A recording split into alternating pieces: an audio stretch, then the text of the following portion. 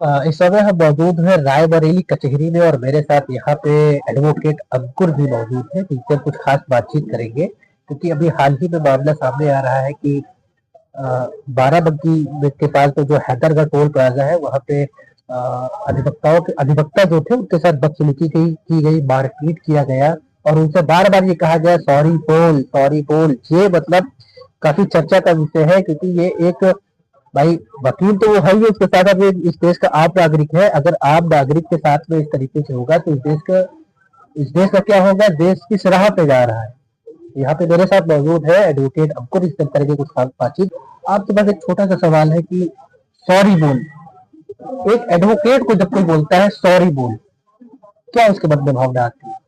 भावना तो नॉर्मल सी बात है कि किसी भी व्यक्ति से आप सॉरी बोलने के लिए बोलेंगे तो उसकी भावना आहत होगी। इसमें यह है कि एक गुंडा राज है, समझ रहे हैं आप। जैसे कि होता है अगर नॉर्मल आदमी बिना गलती के उससे आप बोल रहे हैं सॉरी बोलने के लिए तो उसको कैसा महसूस होगा आप खुद हाँ, उसको 12 पीटा गया और 3-4 अधिवक्ता थे जिसमें से मतलब उसको पकड़ के झकझोर के मारा, बोला सॉरी बोल सॉरी बोल।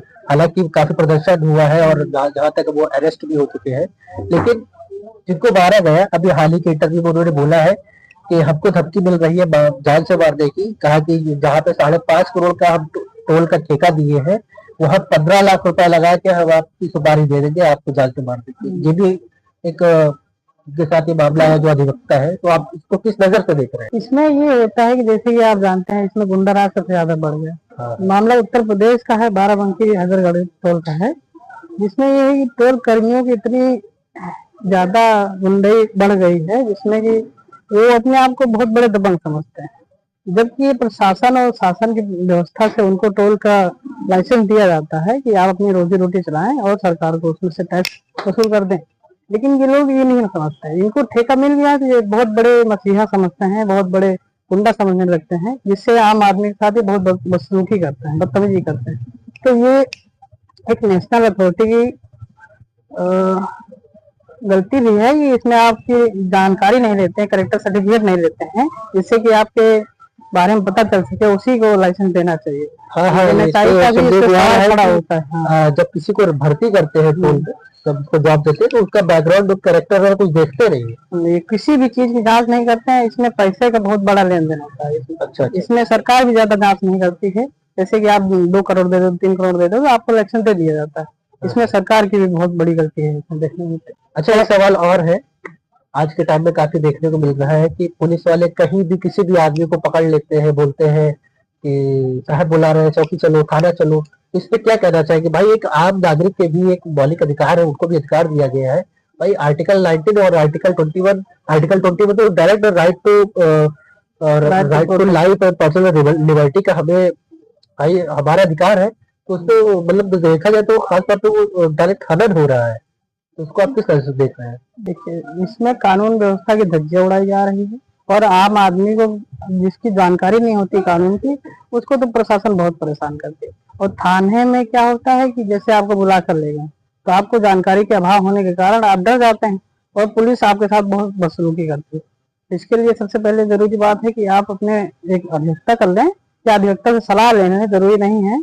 अगर थाने से फोन आता है पहले तो आप पता करें कि आप मतलब क्या मामला है, कैसे है, क्यों बुला रहे हैं। जाने से पहले आप उसकी पुष्टि कर ले, उसके बाद जाइए। अच्छा अच्छा अच्छा। अभी हाल ही में कुछ केस ऐसे भी आए हैं, जैसे कोई कपल है, घूम रहा है बाहर या पार्क में घूम रहा है और कोई भी अश्लील हरकत भी नहीं हो रही है, उसके बाद उनको पकड़ लिया जाता है। उनसे हालांकि दोनों 18 से ऊपर है, भाई ये तो हमें संविधान राइट देता है, आप 18 के ऊपर है तो आप अपने अधिकार खुद ले सकते हैं। उनको पकड़ा जाता है, उनसे पूछा जाता है, पूछताछ की जाती है, उनसे कहते हैं कि अपने घर के नंबर दो, घर वालों से बात कराओ। इस पे क्या कहना चाहिए? क्योंकि भाई राइट टू पर्सनल लिबर्टी और राइट टू लाइफ का जो सवाल इस पे उठ रहा है, तो आप इसको किस नजर से देख रहे हैं? इसमें राइट टू पर्सन होता है जिसमें कि आपको एक दायरे में रहकर काम करना होता है। जैसे कि आप मान लो बच्चों की अभी बहुत बड़ी गलती है कि उनको पढ़ने लिखने के लिए भेजा जाता है पर वो अपना उसका गलत फायदा उठाते हैं। इसमें माँ बाप का भी हाथ होता है क्योंकि उस पर ध्यान नहीं देते। तो उनको लगता है कि बच्चा स्कूल जा रहा है, ट्यूशन जा रहा है, पर वो माँ बाप को भी धोखा दे रहा है, वो पार्क घूमने चले जाते हैं। तो ये पुलिस का एक सही काम है, वो जांच करते हैं कि जो आपका बच्चा है वो बाहर घूम रहा है, तो आपको बताया है कि नहीं बताया, लेकिन वो ये काम कर रहा है। देखिए, ये 18 से प्लस अगर हो जाते हैं, 18 साल से ऊपर का कोई है, तो फिर अपने अधिकार आ जाते हैं। जी, आपके अधिकार हैं, लेकिन अधिकार भी सही और गलत का जानकारी आपको देना जरूरी है ना। अधिकार है तो इसका मतलब ये तो है नहीं कि आप उसका गलत इस्तेमाल करेंगे। आप अपने घर पे इन्फॉर्म कर दीजिए कि हम फलानी जगह जा रहे हैं, यहाँ जा रहे हैं ये करने। अगर आपके साथ मान लो अनहोनी होती है जिसमें परिवार को पता नहीं होता है, तो आप जवाब तो प्रशासन को देंगे ना कि पुलिस ने हमारे लड़के को बचाया नहीं या उसके साथ गलत हो गया है। तो ब्लेम भी तो आप पुलिस को करेंगे, प्रशासन को करेंगे, सरकार को करेंगे। अगर कोई पुलिस वाला किसी आम नागरिक को पकड़ के थाने में बैठा लेता है, तो सबसे पहले वो क्या है? पहले तो पूरी सूचना लेगा कि क्यों बिठाया गया है, कारण क्या है, गलती क्या है, उसकी पूरी सूचना दे। और बैठाने से पहले पुलिस को घर वालों को सूचित करना पड़ेगा कि आपके बच्चे को हम लेकर जा रहे हैं इस मामले के तहत, जिससे कि आप वहां आकर समझ लीजिए। और बिना किसी सूचना के पुलिस अगर ले जाती है तो आप उसको एसपी ऑफिस के यहाँ पेश कर दीजिए अपने आप को, और बता दीजिए प्रशासन को कि हमारे बच्चे को ले गए हैं, जिसके साथ किसी भी प्रकार की अनहोनी ना हो या उसके साथ कोई बदसलूकी ना की जाए। ये आपकी पर्सनल एक छोटा सा मैसेज जनता के लिए क्या रहेगा?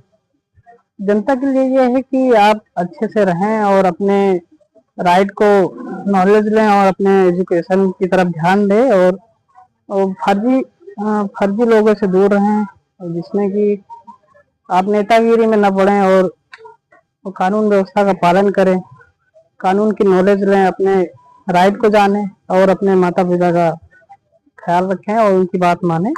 ये हमारे साथ यहाँ पे मौजूद है और जिन्होंने कानून से रिलेटेड काफी बातें बताई, जो भी हमारे क्वेश्चन थे उन्होंने उसके जवाब दिए। तो इसी तरह की वीडियो के लिए आप हमारे चैनल को सब्सक्राइब कर लीजिए।